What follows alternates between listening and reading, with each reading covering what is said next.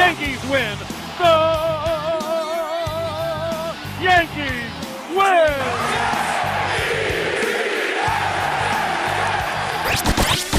Welcome to NYFlyZone, a first-class podcast. It is time to feed the fleet. Brendan, welcome back. Your video's up. Nice to see you, man. Nice to see you. It's been a couple of weeks, faceless. I got the video camera back, and we are back in action. Yes, sir. Rocking the Gotham City tee. Got the finish line. Hashtag not sponsored. Oh, you got the piece. Nice piece. I got the piece, yeah. Iced out piece. Rocking the 2 Chainz today. You know the vibes. 2 Chainz. But yes, everyone, welcome back to the podcast. It's been a pleasure. Nice to see everyone here today. And episode, was it now, 29? Indeed, 29. Time is flying. This is ridiculous. We got a lot of cool stuff to dive into today. This is our first live pod on YouTube. Very psyched to have this, cooked up by yours truly, Jarod. Shout out to you. Yes, sir. Yeah, quick room tour since we have video. Got my high school baseball jersey there. My nice shoe wall. The Cats Jacks. Kind of a flex. No, straight drip. So today we got a lot of active news going on. Jarod, let's start off with Carl Nassib. Yes. Big hats off to him. Takes a lot of courage to come out, but comes out as the first openly active NFL player. Is that correct? Yeah, openly active. Correct. Yeah. So, kudos to him. Happy Pride Month, everyone, for listening. It's a great story.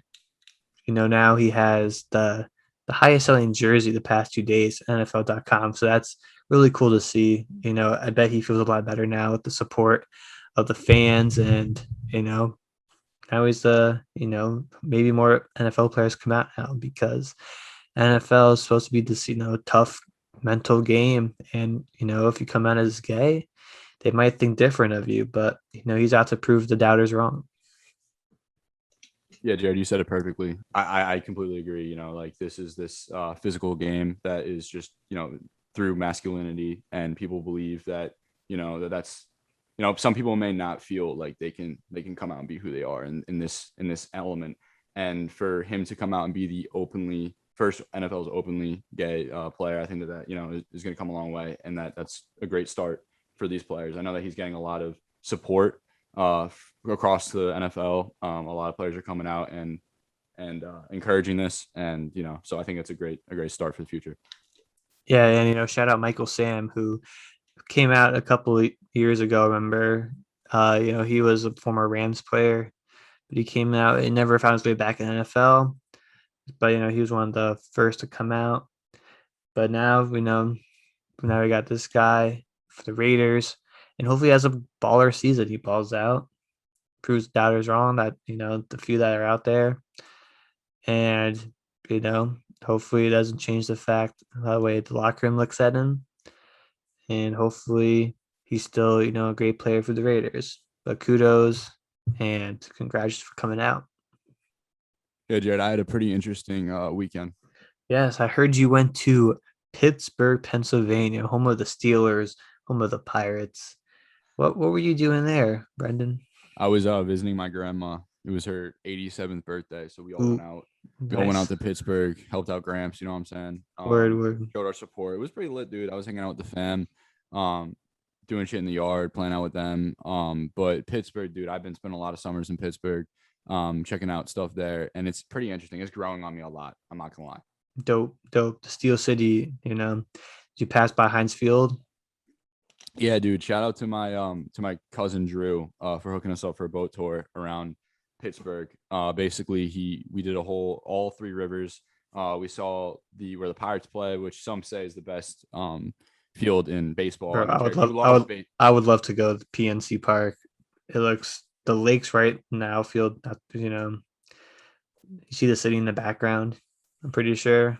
So Yeah, no, dude, I saw it right in front of us, and yeah, bro, like people literally camp out in the river and catch bombs, home runs, and like there was actually a Pirates game that day. They played the Reds. I think they beat the Reds. But it was dope. And then seeing Heinz Field, I mean, it kind of gave me some PTSD from 2010 when the New York Jets choked in the conference finals, AFC Championship. Yeah. Yeah, so look, repping that Gotham City Club, New York Jets, NYFlyZone. We're chilling. Yeah, and I saw you posted on the story. You're at the Hall of Fame, NFL Hall of Fame. I have not gone there yet. How was the experience? Is that your first time, or you've been there before? No, yeah, that was my first time. That was actually my Wow. first time going to a Hall of Fame property. Like I've never been. I've never been to the Chell Hall of Fame, never been to MLB, even though people say Cooperstown, like that's the GOAT Hall of Fame. Yeah. Like that's the best one. I've been to Cooperstown like 10 years ago, probably at this point. Yeah. Yeah. I know that the NHL Hall of Fame is in where is that? Toronto. So I think that's dope. If you're in the six, if you're born there, you gotta go to Toronto. In and Toronto, you gotta go to the Shell Hall of Fame because I heard it's sick there. Okay, yeah, definitely. But in the NFL Hall of Fame, I enjoyed it a lot. We saw all the busts. I got to see all of, like the players' busts that I personally enjoyed. Like growing up as a kid, like Brian Urlacher always caught my eye. Ray Lewis, Montana, seeing him because he's the GOAT of the room right now. Obviously it's Brady, but of the bus in that room, it's Montana. I got to see my fucking what's his face? Joe Namath, dude. And seeing him was just like I was ecstatic seeing that. So LaDainian Tomlinson, like all these heads, dude. And like, dude, one of the things that like really like made me happy was seeing the play cards, like the draft cards, dude. Like I literally saw Roger Goodell's handwriting, Zach Wilson. I saw Trevor Lawrence. I saw all the cards, dude. You name it. I saw such cool stuff. I saw the Jets Super Bowl ring. Here, I'll show you guys what it looked like up front. Dude, this stuff's old. I could always put this in a video too, just put it up there for you. Oh hell yeah! You send it to me later. Yeah, put in a video. I'm gonna pull it to the screen real quick though. I gotta show this. Let me show this to you all real quick. Look at this. I'm like zooming in on it like a video. Whew. I don't know if it. Look at that. Like that. Damn. Oh, it's dude, been a long time. Also, I saw the Patriots one. Their 6th ring that they got. They completely broke. You know what I'm talking about, right? It's iced out. It's a glacier, bro. Like it's literally like huge. They broke all the rules there. But it felt. That's definitely the classic ring. They deflated it. Like they deflated the ring. It's not the time to bring out deflate tape. Yeah, man. Like it was pretty sick, dude. Like just chilling there, bro. Seeing all that. It was something. I need to go to Pittsburgh. Yeah, no. Well, that was in Canton, Ohio. So that's in Canton, Ohio. It was an hour and a half of a drive from So I was in like the sticks of Ohio, basically. It was pretty. That was worth it. It was interesting. I passed through LeBron's neighborhood, Canton, Ohio. Respect, you know what I'm saying? And then like low key, it kind of hits different being in like a, like a player with that caliber. Seeing where he grew up, it hits different. I can tell you, like. Definitely, that must have been like a crazy experience because you see where he came from, all the way now. Yeah, man. So it was definitely something I recommend. Get out there, check it out. Pittsburgh, great city. I mean, shout out Pittsburgh. I mean, the Steelers, dude, like rough season as we talked about before, with the Browns and whatnot, ending that. And we don't think that Big Ben has much left in the tank, but there's no denying that they're the best franchise in pro football. And I think that we should, for a podcast, for like a topic, I think that we should talk about like, we should rank our top 10 franchises in football eventually, or like maybe even top 32, just like diving into the history of it. That's a good, definitely something we could do later on. The Steelers are definitely up there for me, but the Patriots' recent success, recency bias, they could potentially get up there. But let me throw out this question right now on the spot. Is Big Ben the worst QB in the division? Is he actively the worst QB in the division? I mean, look, we got Lamar Jackson, we got Baker Mayfield, we got Joe Burrow, and we got Big Ben. Look, As of right now, no, probably not. I have him third. I got Lamar, Baker, Big Ben, and then And Burrow. Because Joe. listen, Yeah. I love Joe Burrow, but we didn't see enough for him. He didn't have that Herbert season. We saw it transcending, but you can't cheat on Big Ben like that. Like he's got 2 rings. He's an NFL Hall of Famer, first ballot, and as long as he hangs it up, he's actively better. He's got more experience. He knows the progressions of the game much better than a Joe Burrow. And he has that experience. Jared, what do you think? And that's a good point. Talent wise, I feel like Big Ben might be fourth, but as a QB you want on your roster, I would put him over Joe Burrow because I feel like Joe Burrow probably is definitely more elusive in the pocket now, maybe more accurate, but Burrow does not have the experience factor, the mentalness that Big Ben has. So that's why I'd take Big Ben over Joe Burrow as of right now. I gotta agree with that. We know that NYFlyZone is NFL based right now. Yeah, we focus a lot on NFL. But we gotta talk about what's on our minds, bro. This Suns game, this Suns game, Suns Clippers, it's happened. PG, pandemic P. He's been doing good without Kawhi there. He's been, helping the Clippers out. But man, he misses those free throws. Crucial. 0.9 seconds left in the game. Usually you're celebrating at that point. You're like, it's over.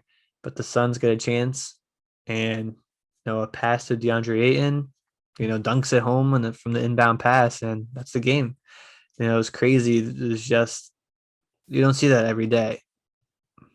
Yeah, dude. This game was absurd because let's start with the Beverly contact on Booker and how Booker, what seems to be that he broke his nose. And we might see masked up Book. That like his scary mask. sight. Yeah, we don't know how that's gonna look, but it's probably gonna look dope. But honestly, I mean, Beverly was pretty antsy the whole game. He was out there trying to contain him. That's Bev, though, man. That's Bev in a nutshell. But like that, accidents happen. It's okay. Like it looks like he didn't mean to initiate that. He got blood on his own face too, so it wasn't good on his position. But having Book out of the game, I really felt like gave the Clippers life. And basically they came back. But listen, Paul George choking like that, like, oh my God. Yeah, Paul George, he's an interesting fellow. I feel like he's way more clutch in regular season than he has. This is this first conference final that he's made. And, he couldn't do that with the Pacers. Couldn't do that with Russ. And, he did it without Kawhi in a way because, he had to battle without him against who they face again. Who did the Clippers beat? Who did they just beat? Was it the Jazz? The Jazz, yes. Oh, I was high on the Jazz with Donovan Mitchell, my boy, big Met fan like me. I met his dad once at a baseball game. It's kind of funny. Oh, really? But yeah, he was one of my teammates. His dads knew his dad, Donovan Mitchell's dad, and so he pulled up to the game and watched us win a playoff game. So shout out Donovan Mitchell's dad. That one time I met you, but no, wow. PG carried them against the Jazz. And then now it's just, free throws. Free throws have been killing people in this playoffs. Dude, I literally was watching this with my boys, and I don't want to be a hater. I hate being haters because, like, we don't like haters. But, like, honestly, dude, like, I was like, bro, PG is going to choke this, bro. And the reason why I said that was because you could tell that he was so nervous. Like, he was like a little, like he was doing his little routine, doing the free throws, and he was a little nervous, dribbling. Like, you could see in his face, like, I really don't want to do this. And he's in, like, the Valley, right? And they're going crazy. Phoenix, no joke. They got the culture, Suns and 4 guy. Like, they literally, like, it's too much at once. And dude, basically, like, he couldn't do it. And, like, listen, I love PG, respect to PG. But I don't think he has the dog in him. All right. I don't think he has the dog in him. I don't think he has the Kobe, the Mamba mentality. Book has it. He has it. Yeah. Write him up. He has it. We know he has it. Braun has it. I mean, Kawhi's a little iffy, but he's got it more than PG. And that there's some real dogs. Doncic has it. Tatum has it. All right. But no, dude, PG doesn't have it. PG needs that superstar on Kawhi for him to be the most effective. And it's simple as that, Devin Booker has his CP3, his eaten. So nothing wrong with eating someone else. And, speaking of Paul George, nervous, let's talk about, Giannis, what he had to deal with in Brooklyn with the 1, 2, 3. That was crazy. Like, bro, I can't hit a free throw by myself in my own, driveway half the time. And Giannis, who struggles at the free throw line, was able to knock down some clutch free throws in Game 7 with the crowd like that. Yeah, man. I mean, like Giannis is a freak of nature. Like I like him a lot. Dude, this series is just gonna be crazy because Trae Young, he's the way that he's able to penetrate the paint. The thing about Trae Young is, and like, look, Trae Young literally has like the world's attention now. Like he is a bad man, bro. Like literally, Yeah, good villain. He's a villain. No. He's a villain, but he's also like that guy on the court. He's gonna ruin the game. Like he's gonna soil the game for the opposing team, and like that's just what he's gonna do. And it's fun to watch him. Giannis, I mean, going back to what you said with his routine, I mean, at least he makes it. He's at least gonna make one of them, and he's a player. He's a legitimate player. He's the nucleus of this Bucks team, and this Bucks team serious. Look, every one of these teams, I'm confident in every one of these teams except the Clippers because they're down 2-0, and all other 3 of these teams can get it. But I'm personally running the Suns wave right now. I think out of every single player, Chris Paul deserves it the most, and I want to see him get a ring. That's definitely true with Chris Paul. Man's been battling so long for a ring. But, got to bring up in the Nets and Bucks series, the last game, KD couldn't do it. Kyrie hurt, Harden not 100%. And, I think back to episode probably like 3 or 4, we gave our NBA final predictions. And we both had Lakers versus Nets, and now they're bounced out. So, all right, yo, shout out to my girlfriend, honestly, because she literally called this, Jared. I'm like, literally, she said, I was like, I think that the Nets are gonna win, like sealed, like locked, like I'll put everything on that. And then I said that before they got Harden. Then they got Harden, and I was like, dude, like what, like locked, sealed. And my girlfriend was still like, nah. They're injury prone. They're gonna find some way to F it up. Like it's gonna happen. Like there's gonna be injuries. They're gonna lose. So shout out to her. Honestly, she deserves that one. That's legit. But yeah, nah. I mean, what's your reactions with like this team being bounced? I mean, it was the injury bug, honestly. I just realized, Kyrie, he never really got hurt with LeBron there. So I think once Kyrie's usage percentage went up, his injury started too, with the Celtics, then with the Nets. And Harden came out of shape, in preseason. Maybe that has something to do with, his ailing injuries over the season. But these 3, the 3-headed monster, didn't play that much games with them all on the floor. So, being able to, get to a Game 7 against the Bucks is, all the KD, Kevin Durant. What a performance. He was knocking down shots left and right. And, I honestly didn't think the Bucks were going to win just because of how much Kevin Durant was dominating at that point. Yeah. Now, do you want to know what the narrative is for this? Do you want to know what we learned from this, Jared? Sure. What we learned is that success doesn't come to you. Like success isn't given, it's earned. And no matter what you got on paper, you still have to do the work, the nitty gritty. Mm-hmm. And that's what I learned. That's the biggest thing, because we all thought, oh, Harden, oh, Kyrie, oh, KD, like it's over. But no, you need to go and produce. And listen, like KD did everything that he could. He laid everything out there. Shout out to KD. He had one of the most historic playoff performances. Most points Game 7 history.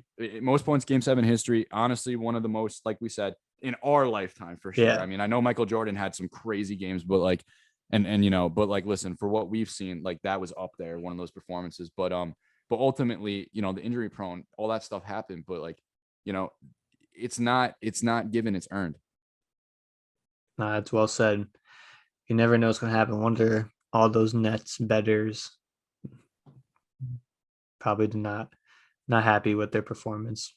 You know. Nah, dude. Yeah, I bet the Nets too, so I wasn't happy. But like, not them to win the chip. Don't worry, I didn't go that far. Okay, that game. It was. I'm not gonna say any further because it's confidential. But confidential. He but lives yeah, in New no. Jersey. It's legal. It's all good. CT don't have All that right, yet. well, thanks for snitching me out, bro. It's legal. It's legal in New Jersey. It's illegal. I'm not 21, bro. Cut this shit out. I'll cut it. Seriously. All right, it's all good. It's all good, dude. We're good. We're all good. It's all okay. Hold on. What are we doing now? Ben Simmons. Ben Simmons, dude. I'm just gonna say Ben Simmons. What's your first reaction first thought when I say Ben Simmons? Bust. I mean, like, and I listen, I was never a Ben Simmons guy. I don't know what people are talking about. I get that he's a nice defenseman. But listen, if you're a point guard and you can't shoot and you can't assist, don't play in the NBA. Like, don't play. Like, and look, I don't want to be harsh on him because like he's literally going through it right now. And like, I hope he can find himself in this time. And I hope that he, can still find a way to chase his passion and that he doesn't get discouraged. And I understand that it gets really hard sometimes, but I was never the biggest Ben Simmons guy. I never thought when he was drafted with the Sixers that he was going to be the it factor. I'm not surprised whatsoever. Like, look, what did he average? What do you have? 14 points, 15 points throughout the whole series. No points in the fourth quarter. Like, and then him missing the wide open dunk. Like, that's momentum right there. Like, you need that. You got your whole team on the back. It's a home game. Like, you're like literally like the people should be encouraging you and like they're cheering for you. But listen, I think that, it shows the mentality of this game and how it can affect him. And, and obviously in the fourth quarter, he doesn't feel secure with himself. Like he simply just he's dealing with his own insecurities on and off the court and it's getting the best of him. Jarod, what do you think? Nah, he's had an up and down career. He's been compared to LeBron and now he's being compared to a bust and he's trading him away. He was the number 1 overall pick. The Sixers have not had the best of luck with their top picks in recent years, other than Joel Embiid. You got to remember Markelle Fultz. You have to remember J-Hill Okafor. So Embiid is really the only process of this process, and he's been carrying the team. Ben Simmons was little to no, of a threat against the Hawks, and you bring a good point. He should be, if he's a point guard, he should know how to shoot. But honestly, just put Ben Simmons at the 4. He'll get the rebounds. He could, defend. I know he dribbles, nice. He's fast. He does fast breaks, but just become like you saw Giannis. Look at the success he's had. He doesn't shoot. Ben Simmons at the 4. Come on, dude. Like he's gonna get bullied. Like him next to. No. He's not. I get what you're saying, but like I don't think Ben Simmons should start anymore. I think it's done. I think he's out of Philly. I think he's gone. You even see all the Phillies fans burning his jerseys. Like it's sad. Like this is sad, but I don't think he's starting again. I think he's a Frank Ntilikina right now. I think he's a Ntilikina of the NBA, a glorified Ntilikina. I wouldn't be surprised the Lakers go out and get him. That's LeBron's boy. Same agency with Clutch Sports, Rich Paul. So I wouldn't be surprised if LeBron scooped him up. And I'm not trying to come up my Nick like that. I love you, Ntilikina. It's all good. But like, I'm just saying, like, that's what his position will be. Off the bench, play defense. That's what I'm trying to say with that. So do you see him in a Sixers uniform next season or not? No, I don't even think like Doc will be there either. Oh, you think Doc's gone too? Dude, first this is one and done with the Sixers. Bro, like they're the top seed. I don't, dude. This is a disaster. Like the East, it's wide open. Like the finals is wide open, and they blew it. And like I think that this is a miscommunication. And like, listen, you heard what the GOAT Stephen A. Smith said. He literally talked about this instance, and someone that is close to the Sixers organization, probably someone who's working inside the building, texted him, and he said, like, I don't have it verbatim, but he basically said that like Ben Simmons is treated as family and he's getting babied by this organization. And that's not how it works. You don't win championships through that mindset. And I'm assuming that culture is coming from the man himself, from the horse's mouth, from Doc. And look, obviously Doc's successful, but like maybe he's hit his ceiling. Yeah. I mean, I feel like Doc stays again. I feel like that Ben Simmons, being babied probably comes more from the front office. He's been the tag team partner with Embiid on paper for a couple of years now. And Doc's only been with him for a year. I feel like Doc's a no bullshit guy either. So, if it's from the front office that's telling him, hey, make sure you give Ben good minutes, you know, I think Doc wouldn't take that crap. So honestly, I guess like you, Ben Simmons is gone. And it's a known fact that probably the Sixers want to get rid of him now, which makes his trade value go down because it's not like, they want to keep him at this point. So, the former number one pick, another Sixer number one pick is going to get traded. And listen, there's no excuses to lose that game. It's Game 7, home crowd. Yeah, You've been the big Hawks. bad of the East. At some points of this, during this year, the Sixers had the East. Like the Nets were dealing with injuries. They're number one. Like no, they still are number right. Like they're number one, right? Then the one seed The Sixers were the one seed. Yeah, they're the one seed. So they're the one seed. They're the big bad team in the East, and they fumbled it. And you know what I'm saying here? Like they had it wide open, and there's no excuses here. Like this may be the last time it's that easy to get a chip. It's at their disposable because of the super teams in a long time. And I literally tweeted this once Giannis, took care of business. Once they did what they had to do. Shout out to them. I literally said, I tweeted, I was like, listen, the NBA is normal again. Let's enjoy it. No, that's a great point because especially since the Nets lost, it was and Bron's out. We're gonna have the beauty of this is we're gonna get in the NBA Finals some teams that haven't been there in a while, and it's not gonna be LeBron versus the Golden State Warriors or LeBron versus KD. We're gonna get these are potential matchups. We got Suns versus the Hawks as a potential matchup. And what do you think about what is your ideal matchup? Who are you rooting for? What do you want to see? I want to see Suns versus Bucks. It'll be an interesting series for sure. And I kind of want Giannis to win a ring at this point. He's proven it with the back-to-back MVPs, and he's a great player. The Bucks, he stayed loyal to that franchise, stayed with them. Signed a super max with them. And, but on the flip side, you want to see CP3 win a ring. And, but the Suns team in general is a young team. So I feel like they could have more chances going forward. So, yeah. I want the Suns to win for sure. And I'll tell you why.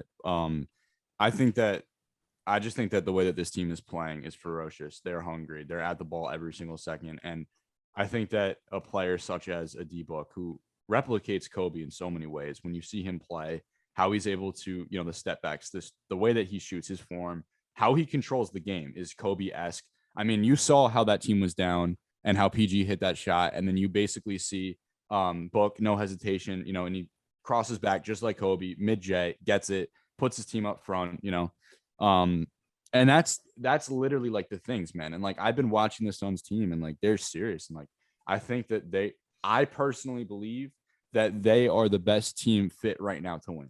And I think that and I'm rooting for them. And I'm rooting for them because I think CP deserves it the most. Listen, obviously Giannis deserves it. Of course he does. He literally I know Milwaukee fans are great. I see what they're doing, and back-to-back MVPs, and this man's ferocious. Both players are future Hall of Famers, regardless if they get a ring, in my opinion. No, easily. So, and also, dude, I was saying this with my friends. This is some conspiracy stuff, but I feel like the whole Kobe, the spirit of Kobe, is gonna carry within Book, and we saw the legacy of Kobe live on within the Lakers. We saw. And how awesome was that? After his passing, you see LeBron get the ring and you see him win. And then I feel like it's going to live within Book, bro. I feel like he's going to do this for Kobe.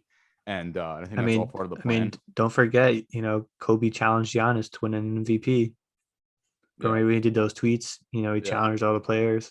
He challenged Giannis to win MVP, went out and won too. So, Giannis, Nike family, he was probably with Kobe too. So, he'll definitely be there for both teams. I could see Devin Booker is definitely the prodigy, No, for sure. And And yeah, so I agree with you. I think ultimately, Bucks Suns would be my favorite. That'd be my number one. I'd have the Suns on top as an early favorite.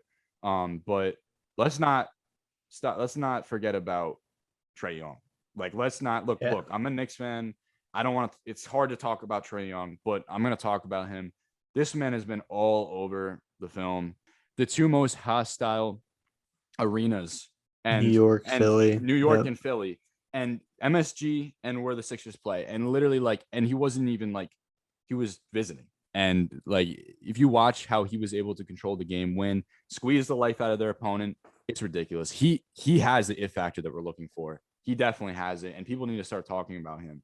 And they are. And I would not be surprised if he finds a way to squeeze himself into the finals. I would not be at all.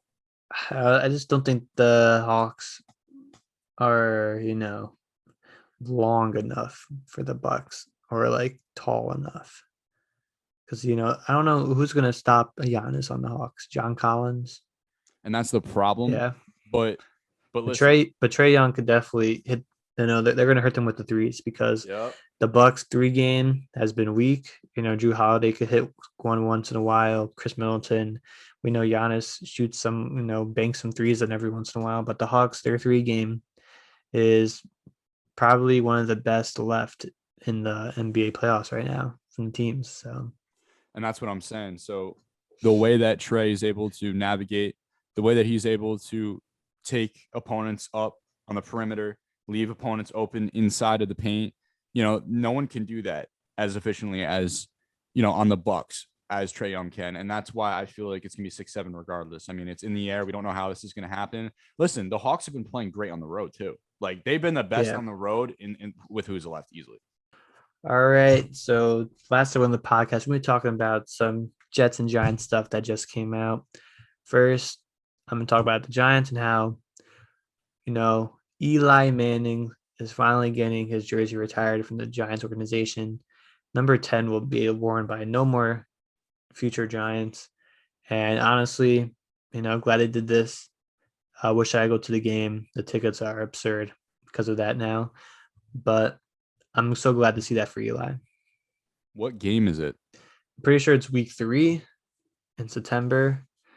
Don't know this opponent specifically, but yeah, nah.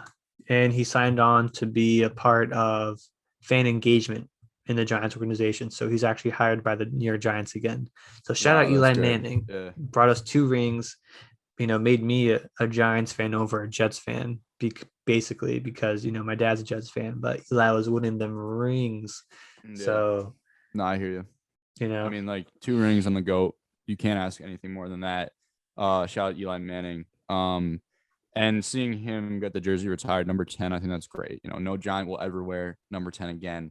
And I think it's well deserved. He deserves it. He's beloved in the New York tri-state area and fans across the nation worldwide. So I think he got what he deserved. And it's great to see this. And honestly, I'm glad that this Giants organization is doing whatever they can to please the Eli Manning family, because I personally didn't like it when McAdoo decided to bench him. That was uncalled for. Yeah, ending a streak. So ending a streak and then just started up again the next week. So it made no difference. Yeah, but within that move, it did allow some good to happen. The Giants actually had their first black QB, right? Black QB to start. So that's great too. I actually that's awesome. But ending the streak though, that was kind of crucial for the Eli family. They're close, 1 game out. So it is what it is. But ultimately, him retiring that number, I think it's great having that in the banner for life.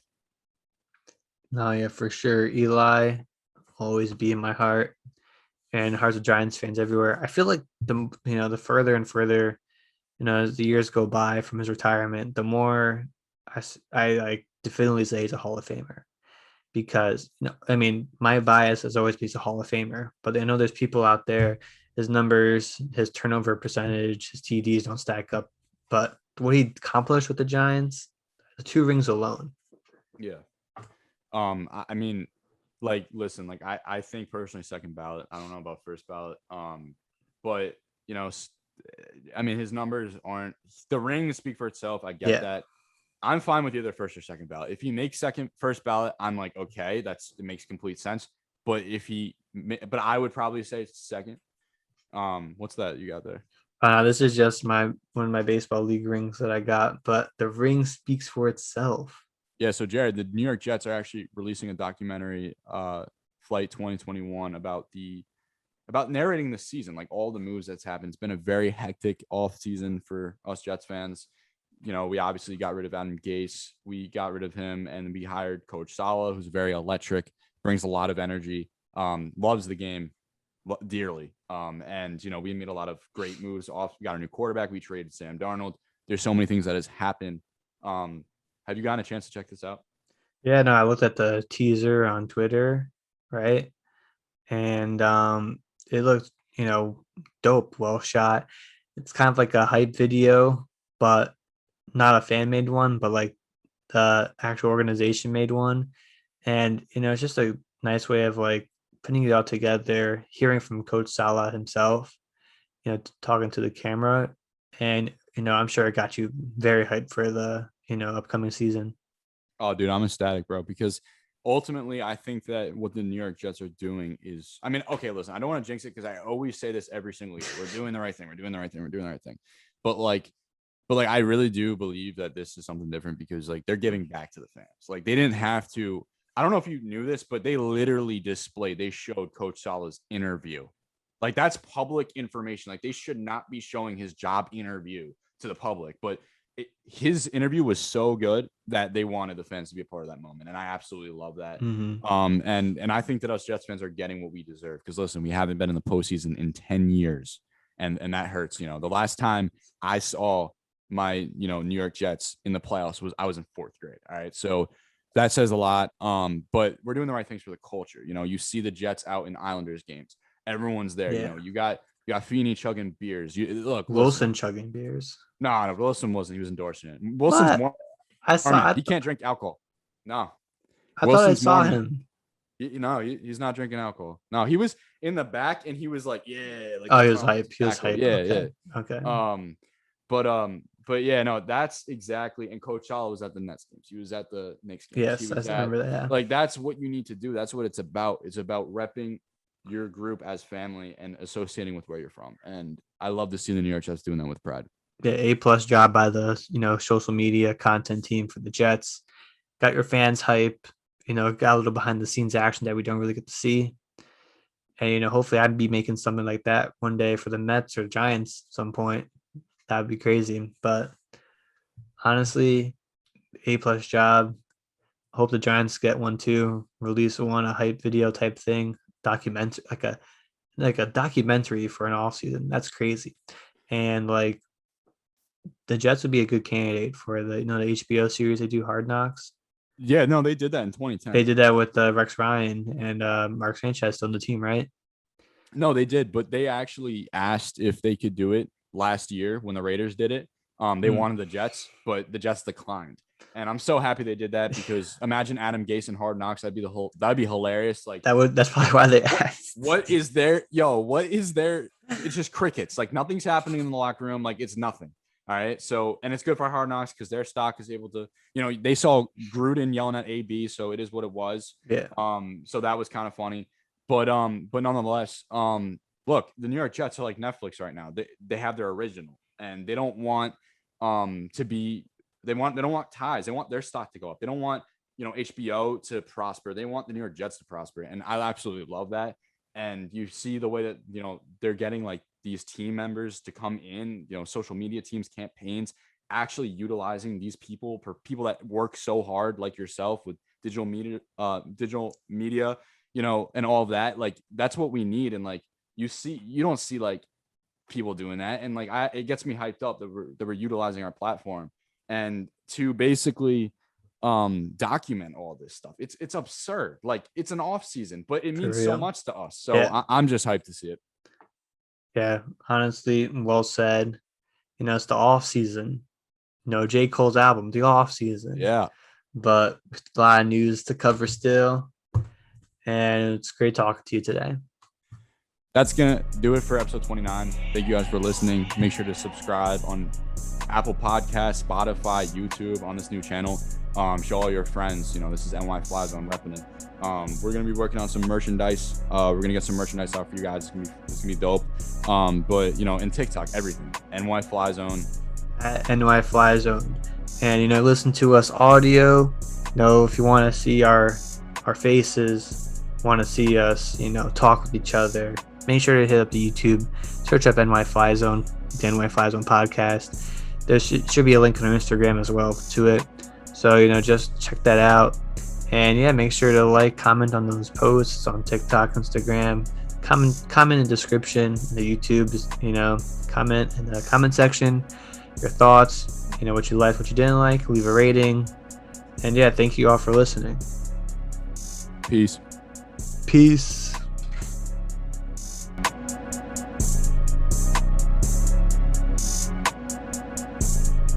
Stay on Spotify and Apple Music. Follow us on Instagram at NYFlyZone.